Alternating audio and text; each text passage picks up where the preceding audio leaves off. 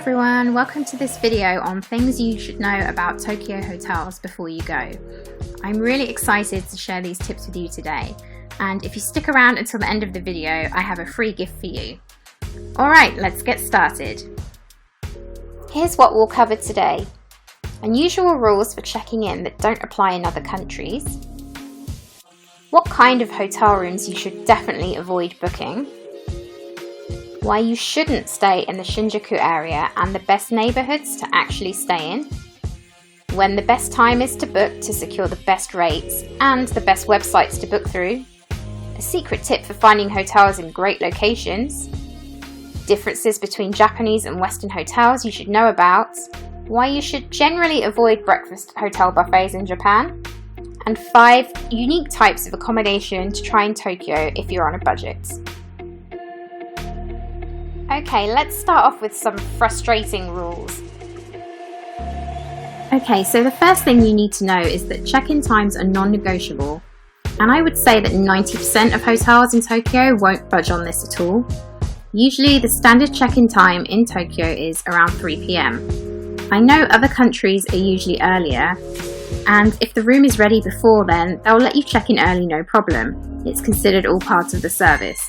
But in Japan, this is rarely the same case. Rules are rules, so if the check-in time is 3 PM, you ain't getting in early, even if the room is clean and empty.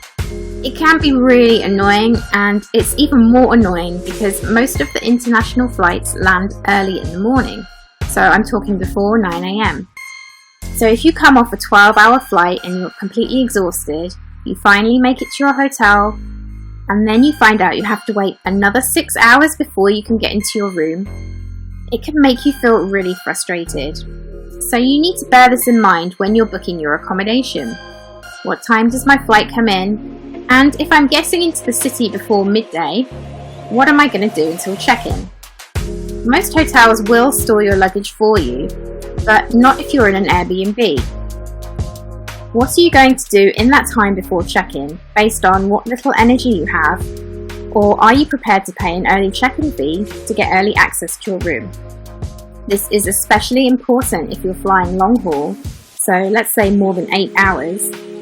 However, if you're flying in from a nearby country like Hong Kong or Korea, it's not so much of an issue as you won't be so tired. Generally, you'll find most Japanese-owned hotels will be very rigid regarding the check-in time, but if you book at an international chain like Westin, Marriott, Hilton or Hyatt, or a luxury hotel, they'll be much more flexible as they tend to adopt Western customs in their approach to guest relations. The other thing to mention is that a lot of hotels have a checkout time of 10 AM. So this is obviously quite early in the morning, especially if you have a late night out the day before, so it's just worth keeping in mind. You can always pay extra for a late checkout, but you do need to arrange this in advance. Don't just not leave your room at 10 AM. Okay, next let's check out some different types of hotel rooms and things that you should avoid. Okay, so room sizes tend to be smaller than Western countries, particularly when you compare them to countries like the US, for example. So you'll find that generally hotel rooms in international branded hotels are bigger than Japanese chains. Most Japanese apartments are pretty tiny, so it doesn't tend to bother Japanese people so much that their hotel room is small. Another thing to bear in mind is that bed sizes are different in Japan too. I would say definitely avoid single beds unless you're a tiny person, because they are literally like child-sized beds.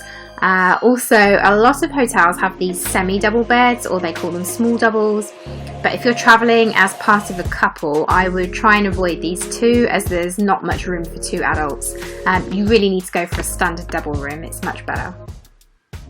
If you're staying in a capsule hotel, the floors are usually separated by gender, so if you're part of a mixed-sex couple, you'll probably be separated for the night. If you book a room that's described as Japanese style, it means the bedding is usually futons on tatami flooring, which is softer than regular flooring but may still be a little firmer than you're used to. You'll find this room is most common in traditional Japanese ryokans or inns. Tiny bathrooms are common in Japanese hotels, and although there isn't really much room to move around, they do have everything you need. One thing that shocks some people is that smoking rooms are still very common in Japan, and I would say avoid these at all costs if you're a non-smoker, because no matter how clean the room is, that stale cigarette smell just doesn't go away. Okay, next, let's talk about Shinjuku. I don't know why Shinjuku is the most famous part of Tokyo, or why people think it's the central or downtown area, but it's simply not true at all. The truth is that Tokyo is so vast, it's more like a network of mini-cities that together form one giant metropolis. So there is absolutely no reason to think that you have to book a hotel in Shinjuku to be in the best location. One of the main reasons not to stay in Shinjuku is Shinjuku Station. It's one of the busiest train stations in the world, and it's always like that no matter what time of day you visit. It's also incredibly confusing to navigate. There are more than 200 exits, many of which lead to office buildings and department stores, so it's very easy to get lost. In fact, I still get lost nearly every time I go there. It can also be a bit noisy and a bit seedy by night, especially around the Kabukicho area, which is the red light district. And I don't think the location is that convenient.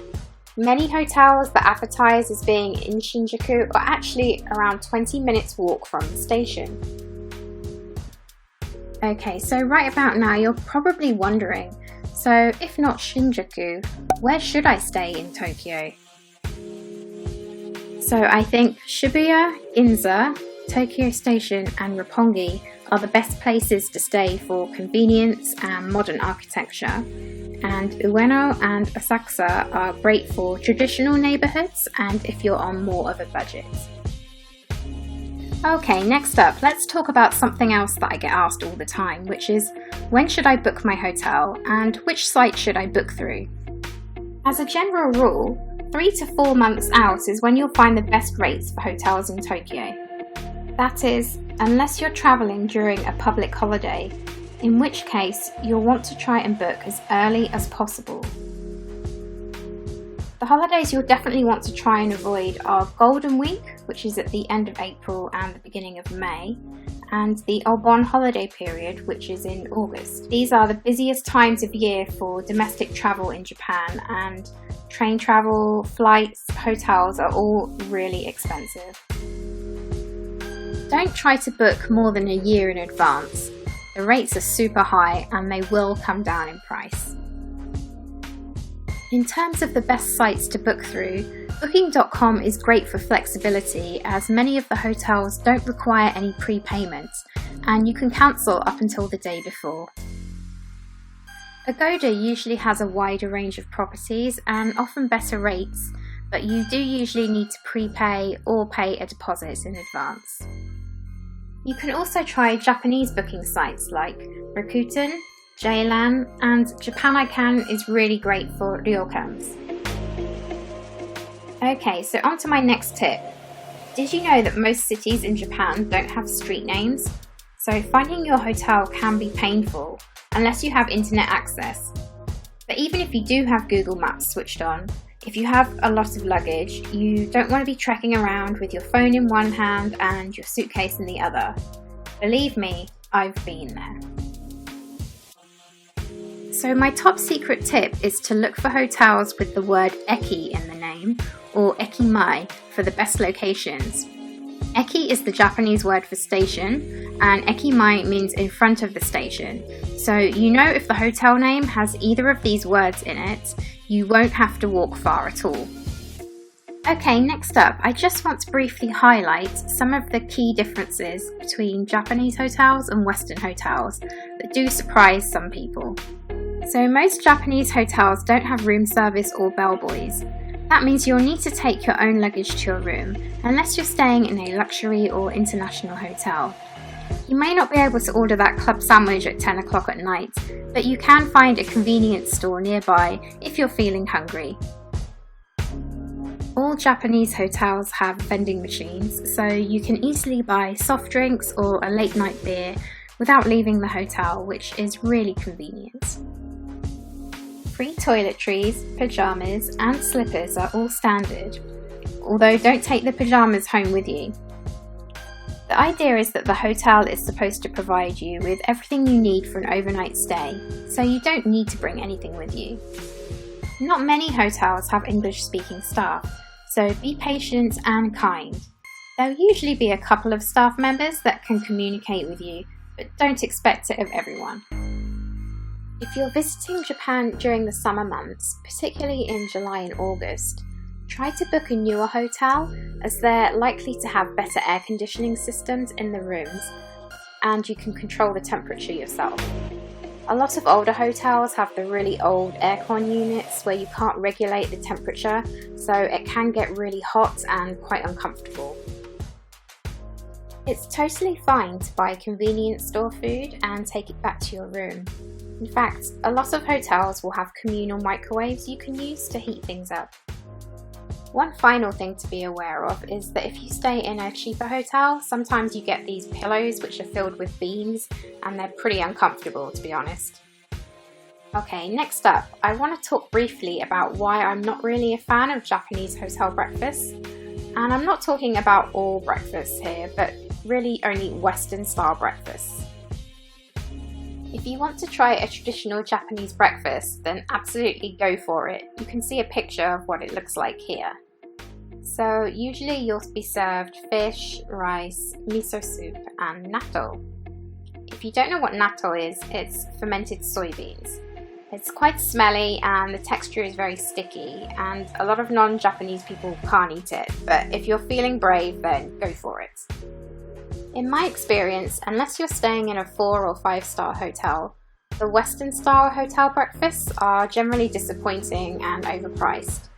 For example, I was once served runny scrambled eggs with raw mushrooms.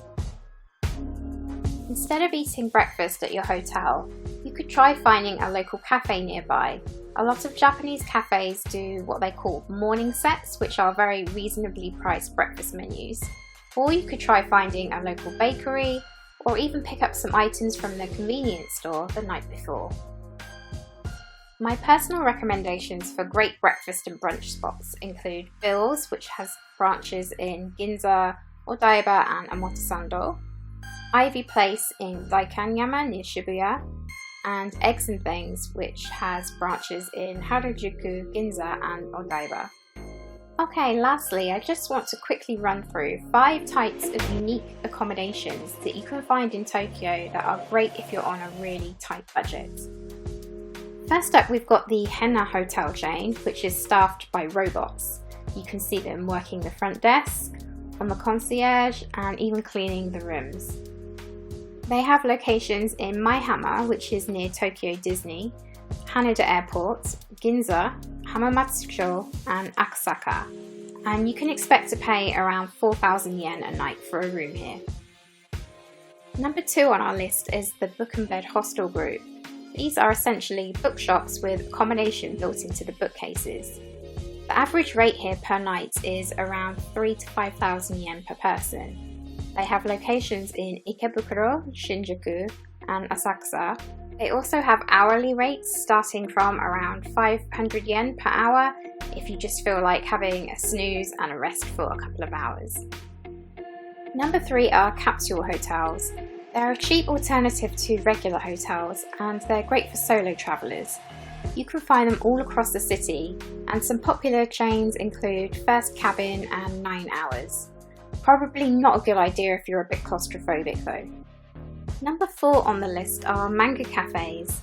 These are places where you can rent an individual booth for the night, and they usually have these reclining chairs that you can sleep in. Typically they cost around 2,500 yen for the whole night. The price usually includes unlimited soft drinks, and you can buy snacks for an additional cost. Some even have shower and bath facilities at them too, and guests are also free to borrow DVDs and comics. Okay, last up on the list we have love hotels, which are not as dodgy as they sound, I promise. Originally designed as a way for couples living with lots of family members to have some alone time, You can also book them for the whole night, and they're becoming more and more popular with tourists as they're cheaper than regular hotels, but often come with luxury items like hot tubs and massage chairs. The average price to stay in a Love Hotel is around 4,000 Japanese yen for the night, and you'll find them mostly in areas like Ueno, Shibuya, and Kabukicho. For obvious reasons, these hotels are adults only, so if you're traveling with children, you won't be able to stay in a Love Hotel. Okay, time for the free gift. So you can get a free guide with 101 of my top Japan travel tips for 2021 over at ryokugirl.com. These tips will help you to travel Japan like a pro, so head on over to the site and grab them now. Thanks so much for watching this video. If you liked it, give it a thumbs up, subscribe and comment down below. See you next time!